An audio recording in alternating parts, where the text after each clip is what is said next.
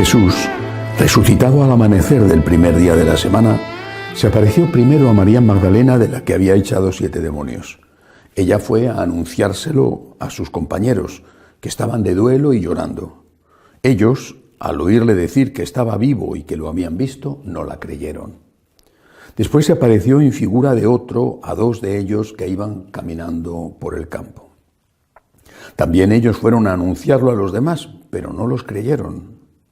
Por último, se apareció Jesús a los 11 cuando estaban a la mesa y les echó en cara su incredulidad y dureza de corazón, porque no habían creído a los que lo habían visto resucitado. Y les dijo: id al mundo entero y proclamad el Evangelio a toda la creación.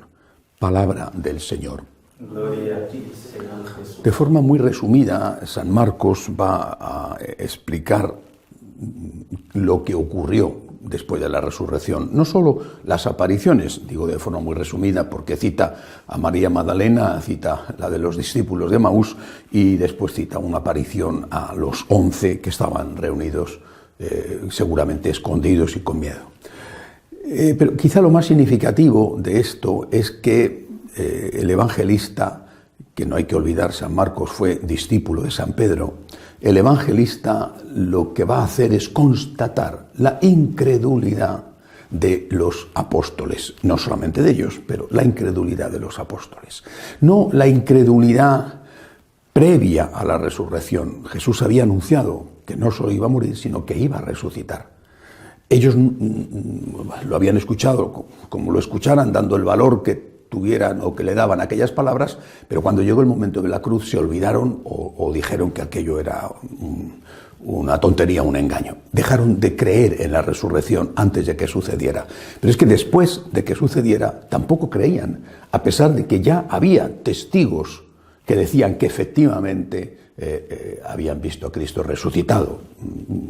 Una mujer y una mujer pecadora, María Magdalena, o por lo menos una mujer que había tenido demonios, aunque a lo mejor eso no hubiera sido necesariamente ligado a un pecado, y después 2 discípulos que no eran del grupo selecto de los apóstoles. No creían.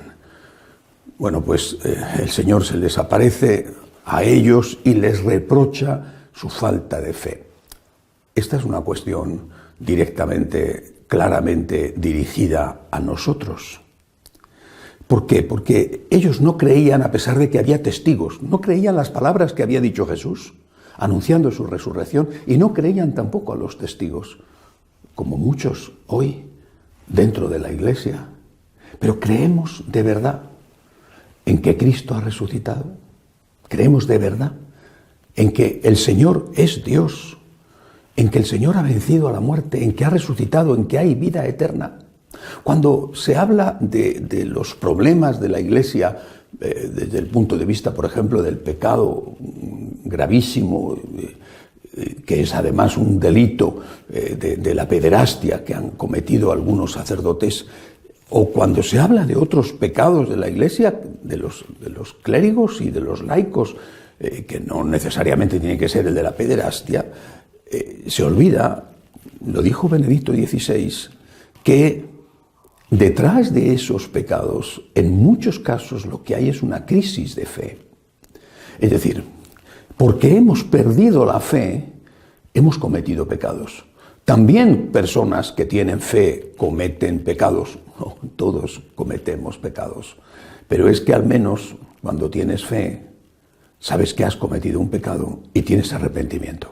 Mientras que cuando pierdes la fe, pierdes también con mucha rapidez la noción del bien y del mal y empiezas a justificar, a decir incluso que lo que está mal no está mal o que en tus circunstancias eso no está mal. Por eso la crisis de verdad de la Iglesia es una crisis de fe y esto afecta a todos y no creo que sea justo decir que solamente una parte de la Iglesia o un sector del clero es el que está afectado. Todos tenemos que preguntarnos, ¿yo tengo fe? ¿Yo creo que Cristo ha resucitado? ¿De verdad creo que hay vida eterna? Porque el Señor, que regañó y que reprochó a aquellos apóstoles por no haber dado crédito a los testigos de la resurrección, también nos regaña o nos puede regañar a nosotros. ¿Qué más quieres? ¿Que me aparezca a ti y a cada uno de los 1.300 millones de católicos o 2.000 millones de cristianos cada día resucitado para que te diga a ti y al resto cada día: aquí tienes el agujero de mis clavos, mete tus dedos de incrédulo en él y convéncete? ¿No basta con que me apareciera entonces? Aquellos dieron la vida, aquellos murieron por decir lo que habían visto. ¿No es suficiente? ¿No tienes dudas de que existió Julio César? Bueno, pues es anterior a Jesucristo. O de que existió Alejandro Magno, muy anterior a Jesucristo. O que existió Cleopatra, o que más recientemente existió Isabel la Católica. ¿Y tienes dudas de que Cristo, que no solamente vivió y murió, sino que sus testigos, los testigos de la resurrección, pagaron con sangre, firmaron con sangre el certificado de su resurrección? ¿Tienes dudas de que eso ocurrió? Ese es el problema. La cuestión de fondo es: ¿tenemos fe o no tenemos fe? Cuando Jesús dijo: cuando vuelva el Hijo del Hombre encontrará esta fe en la tierra, se refería a esta fe, la fe en que Él es Dios, en que Él ha vencido a la muerte con la resurrección y en que Él es la divina misericordia. Porque una vez que tenemos esta fe, si es que tenemos esta fe, resulta evidente lo que a continuación cuenta el evangelista San Marcos. Una vez que les ha reprochado Jesús su falta de fe, y supongo que convencido, porque ahí estaba delante de ellos y todos le podían ver, escuchar y tocar, les dice: id al mundo entero y proclamad el evangelio a toda la creación. Id al mundo entero a evangelizar. Si no tenemos fe, ¿cómo vamos a evangelizar? Es decir, si no creemos que Cristo es Dios y por lo tanto no creemos que en Cristo está la plenitud de la revelación, o al revés, si no creemos que en Cristo está la plenitud de la revelación, hemos dejado de creer que Cristo es Dios.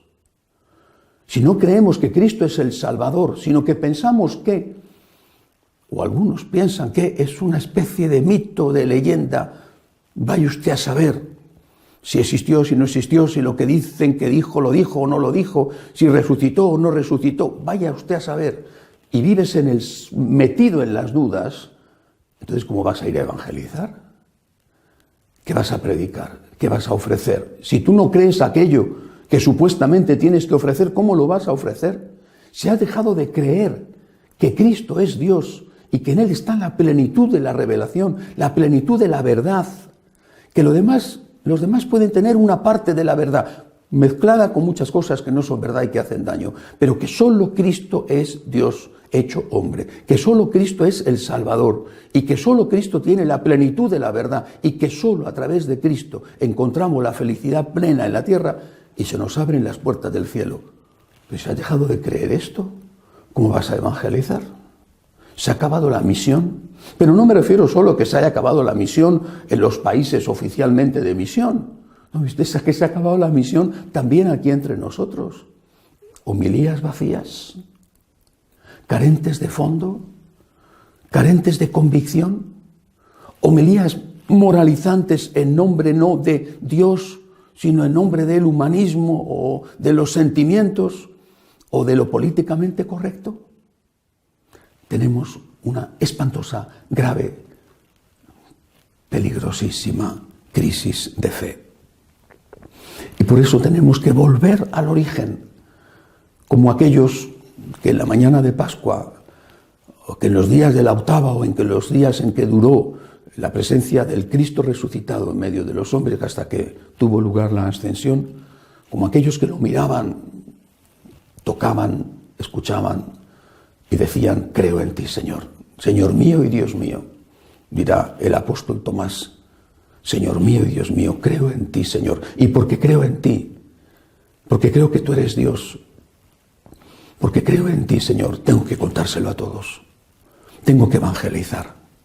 Porque esto es lo mejor que le puedo dar a cualquiera. A un hijo le puedo dar una carrera universitaria. Bueno, está bien. Pero ¿cuántos universitarios hay sin trabajo? Y si ¿Tienes trabajo y te toca sufrir por una enfermedad, por una muerte? ¿A qué te vas a agarrar? ¿Al billete del dólar? Cristo es nuestro Salvador.